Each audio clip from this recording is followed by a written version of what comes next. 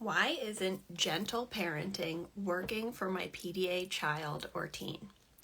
Okay, so I want to talk about this topic to support you guys to understand where you might be getting stuck and where you might have stopped making progress with your PDA child or teen. And this is a personal story for me as well, because before I learned about PDA, I worked through a gentle parenting and sensory processing lens for an entire year. And it definitely helped and improved things as I stopped using behavioral approaches and traditional approaches to parenting like consequences, punishments, incentives, timeouts, etc. So I want to speak on the topic of caregiving versus parenting and emphasize that if you have a PDA child or teen, you're doing both. And we need to expand beyond the idea of parenting into caregiving. And I'm going to talk about 5 things today with examples from my own life to help clarify how this shift in lens, and like the lens you put on to see your child and your life, will help you get unstuck in your sticky places. Okay, so what do I mean by a difference between parenting and caregiving? I'm going to explain. So first and foremost, I believe that PDA is a nervous system disability. Why do I believe this, and how do we understand disability? So disability is the inability or the being disabled from doing something that a person needs to be able to live.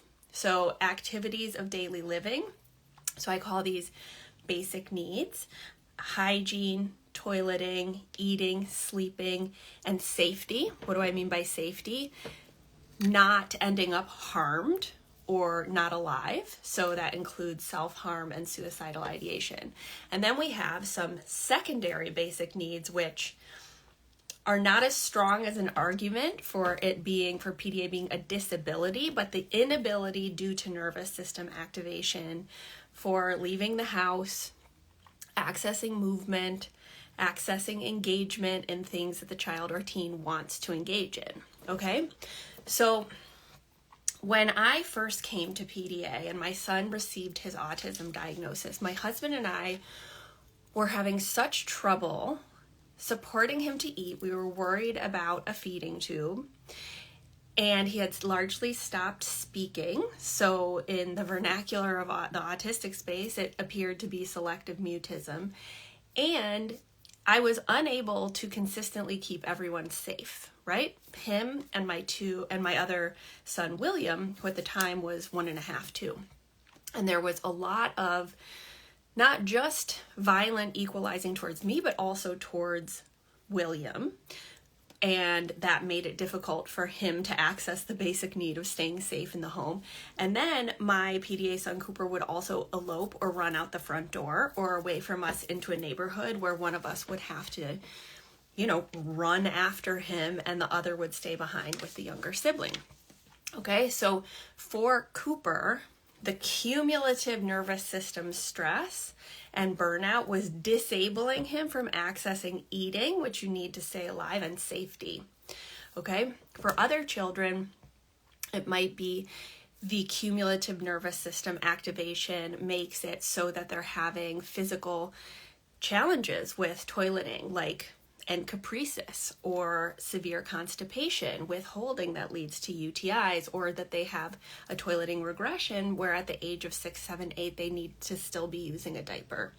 Okay, so these are just examples of how cumulative nervous system activation can disable access to the things that our children need to live. Not just live a good life, but stay alive, okay? So I remember when my husband and I were in this moment of our parenting experience and realizing how impacted our son was and how impacted our family was. And he had the autism diagnosis, so we called the social services available here in Michigan to families with children that are autistic. And the conversation proceeded in a way that I think many of you are familiar with, which is your child's not severe enough to merit services. Okay. And this is because my son was quite verbal. He could make eye contact, although less so, all of these things, much less so in burnout, and had friends. Okay. So they were looking at severity of the disability through the social communication lens, and therefore he didn't qualify because he was a quote level 1 autism diagnosis. Okay. However, the shift we have to start seeing for the PDA children and teens and adults is that even if they're not disabled severely, quote unquote, through social communication lenses, they are disabled by their nervous system activation. Okay, so I firmly and strongly and with every cell of my being believe and view PDA as a nervous system disability. Okay, and me saying that with you as parents on the call, that in and of itself might be really triggering. Okay, because many of us, do not see our children through the disability lens. And with that comes caregiving, not just parenting. Okay, so let's take the first, most common thing we think of when we're like, okay, we have a PDA kid, let's lower demands. Okay, so often we think of lowering demands as like a parenting strategy or a low demand lifestyle or low demand parenting. Okay, and when I first learned about this, 4.5 years ago, I was like, okay, I'll allow my child not to, I won't make him go to the grocery store. I won't organize play dates. I won't make him leave the house. I'll lower all of these demands. We're good to go. He'll be independent. Okay. But what you're going to see as you lower demands as a parenting strategy is they're not necessarily playing independently, even if they are. If they're an internalized PDA child, they might be, but for an externalized PDA, you're going to see I'm bored.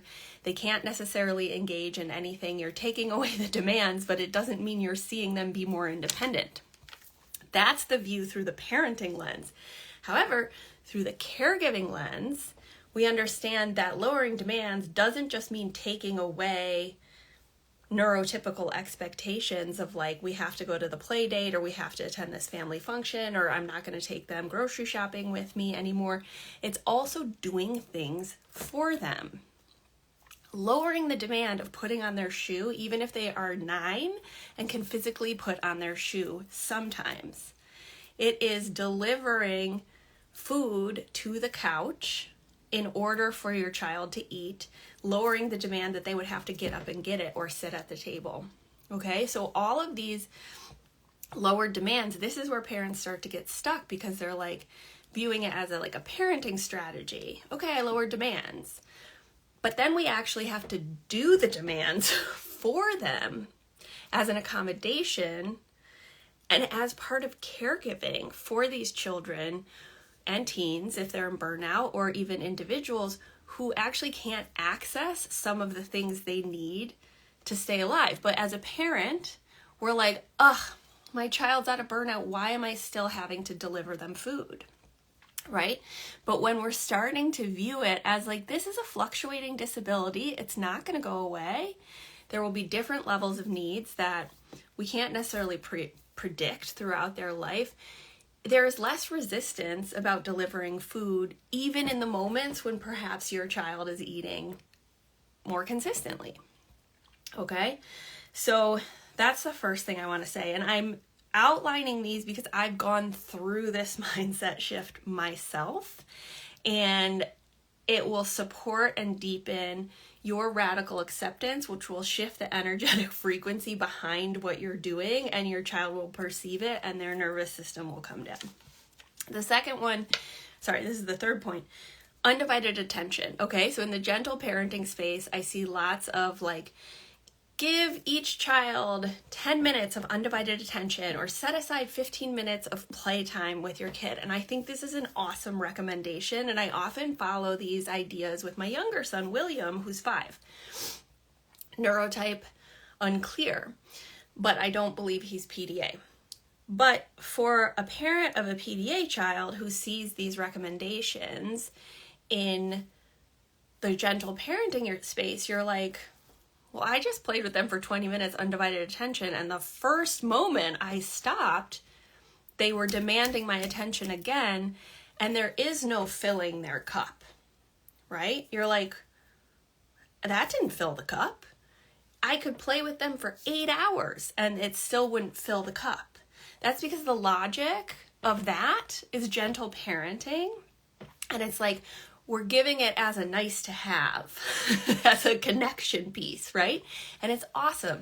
But for our children who have a nervous system disability, they actually need those constant signals of mammalian safety to their nervous system, because at the root, that's what the disability is, right? So like realizing like, oh, this logic of gentle parenting, it's awesome, but it does not apply, because it's not, oh, fill their cup and then we're good. It's setting up my life and the structures of my life so that my child can receive as much signals of one-on-one attention and safety as humanly possible throughout the day, because otherwise he's escalating in his perception of threat, and it's building to the point where, again, it will disable access to basic needs, okay? Let's talk about screens and siblings briefly through the lens of caregiving, through the lens of disability, rather than the lens of parenting or parenting philosophies, okay? So screens. I know that this is a very scary topic for many of us. On the paradigm shift call yesterday, I was spot coaching with a medical doctor, and she's like, I'm a pediatrician. I recommend to all of my families, like, limit screen time. And I've read all the research, and like, of course, all of us are conditioned by this narrative of like, screens are bad. They're going to lead to negative outcomes and self-regulation and learning and whatever, attention. But there's a couple of things to remember. We can view screens as neutral and observe how we can experiment with them as an accommodation or a tool to support our disabled children from accessing what they actually need, okay? In addition to regulation. Also remembering that all of the research is about averages, like a distribution. It's what shows in the middle. But guess where our kids are on a distribution? They're outliers.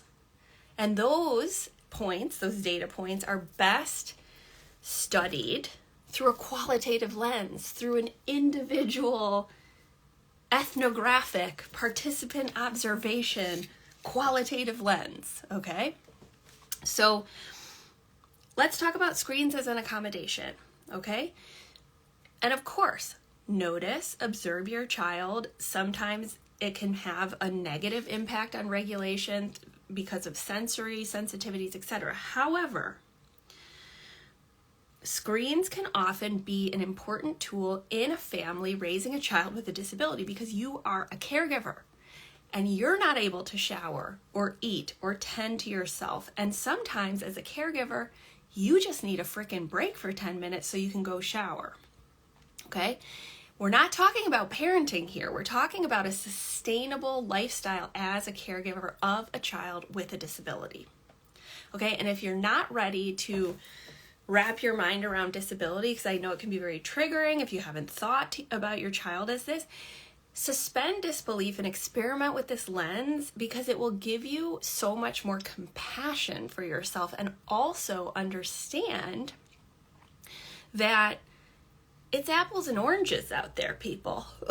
Like, you're following all these like great gentle parenting influencers, which I love. I share them too. And I'm like, sweet, they're awesome. They believe kids are good. Like, we're on the same page. However, don't let it make you feel like you're doing something wrong or that the strategies aren't working, because it's just apples and oranges. You're caregiving. You're caregiving for a child with disabilities. So there's an additional layer.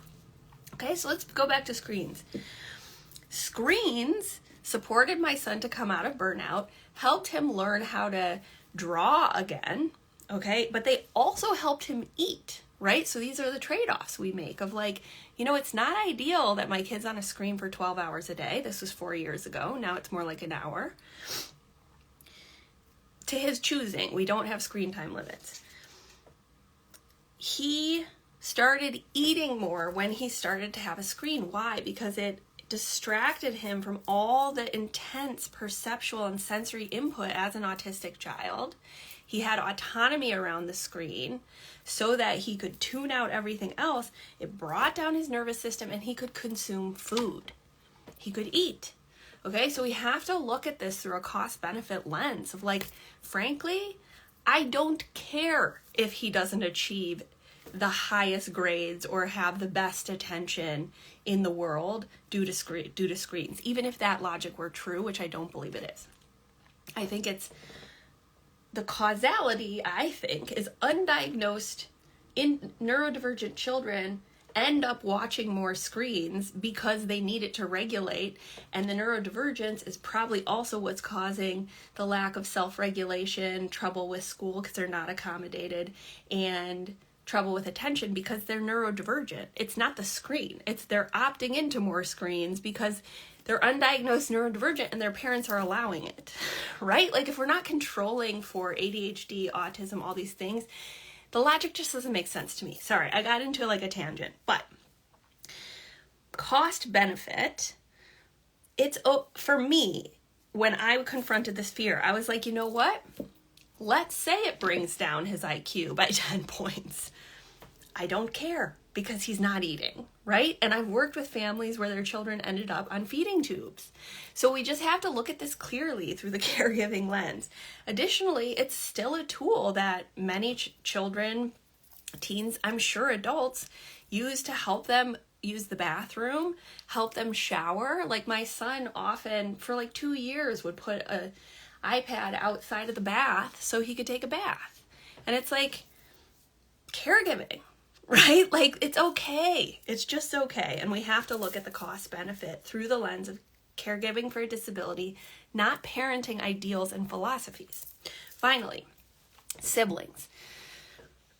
I have an immense amount of guilt that emerges and comes up when I often on the weekends, currently in my life today, see my 5-year-old watching 6 hours of screens. Ironically, now my PDA son barely watches them, okay? But because of the lower demands, autonomy, equality accommodations that we have provided for my PDA son, I made the decision to apply many of the same accommodations to my younger son out of cost-benefit decision-making, which is a skill I teach in the Paradigm Shift program. And the decision that, you know what, I'm going to allow more screen time for my younger child too. And it's not ideal, okay? It's also not ideal that my younger son eats in front of an iPad, even though he probably doesn't need it. And he eats less healthy than he would if he were sitting at the table in a neurotypical home. But guess what? I don't have a neurotypical home. I have a child with a disability. And just like any other parent with multiple children and one of them has a disability, the sibling's going to be impacted. It's not going to look perfect. And we have to bring ourselves some compassion and look through the lens of the caregiver of like, yeah, it's not ideal. The sibling is impacted. It's not perfect. It looks a lot different than I imagined. But you know what? This is how we keep our peace, stability, and sustainable lifestyle in the face of raising a child with a disability. And I will figure it out, and he will figure it out. And I can always change, and we can always navigate things differently. Okay? So I invite you, out of compassion for yourself, to experiment with this lens so that you stop beating yourself up and expecting your life to look like other parents who are gentle parenting and like a parenting philosophy, okay? This is nuts and bolts, boots on the ground, in the trenches, parenting a child with a disability, and I'm here with you. I'm doing it every day just like you, and it's hard, and there are trade-offs. So I just want to say that I hope this was helpful for all of you guys. I am off to yoga to regulate my own nervous system, and I will see you here again soon.